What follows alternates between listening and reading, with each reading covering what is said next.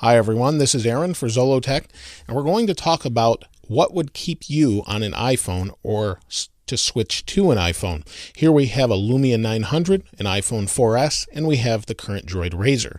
Nokia and Motorola had announcements yesterday regarding new phones and devices with new capabilities such as NFC in the Lumia line and higher resolution screens on both of them, bigger batteries, better processor, more RAM, more storage. All of them have some very impressive specs, including wireless charging built into the Lumia 920. Now, the iPhone 4S is a dated design at this point. It's almost 2 years old. Now, I do love the design. I do like the feel of it, but some of it lends itself to being quite fragile due to the glass front and back, which may be fixed in the upcoming iPhone. We don't know that for sure until we see it in a week or so. However, I still do like the design, but it is seeming quite dated, and the screen size is really small, as you can see. Here we have the Razr, like I said. We have the Galaxy S3 right here, the Lumia 900, all of which have larger screens than the iPhone. The iPhone screen is nice in that you can move your thumb around, has a really high resolution, but that's seeming to be not quite what people want anymore. The resolutions have caught up. The screen sizes have become larger and really nice. The phones have become great designs and durable. In fact, there's a video, if you haven't seen it, of the Lumia 900 with someone pounding a nail in with the face of the phone, the glass. They're pounding it in, and it actually seems to hold up quite well. The only thing I had here was some scuffing or scratching from laying it down, but that doesn't affect the phone itself. One of the main things that was upgraded with the Lumia 920 was a PureView camera. Supposedly really nice, has a special type of image stabilization where they've got the whole camera in this housing or spring housing type thing that keeps it from jittering and when you're taking video.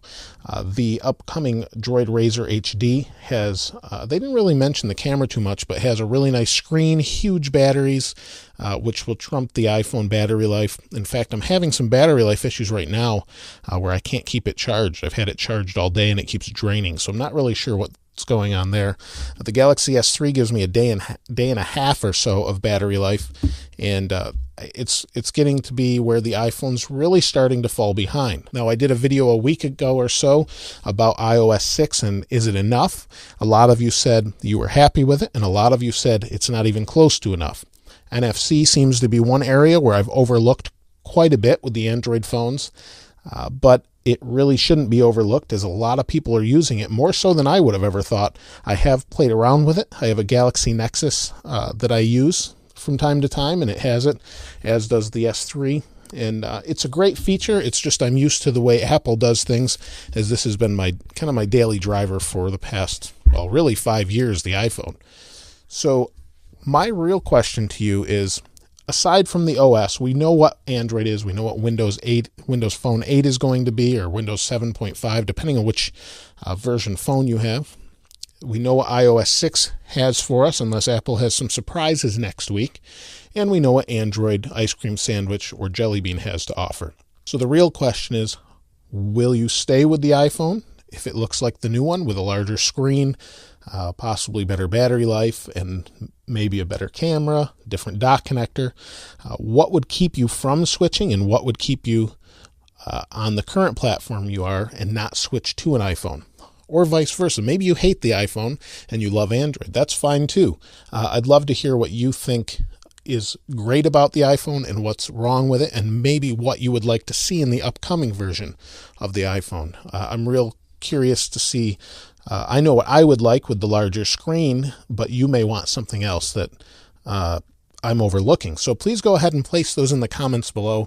There's so many different things I could go into spec-wise, where the processors trump the iPhone now, all sorts of things, storage, and I could go on and on. What is it that would keep you on the iPhone for the next generation?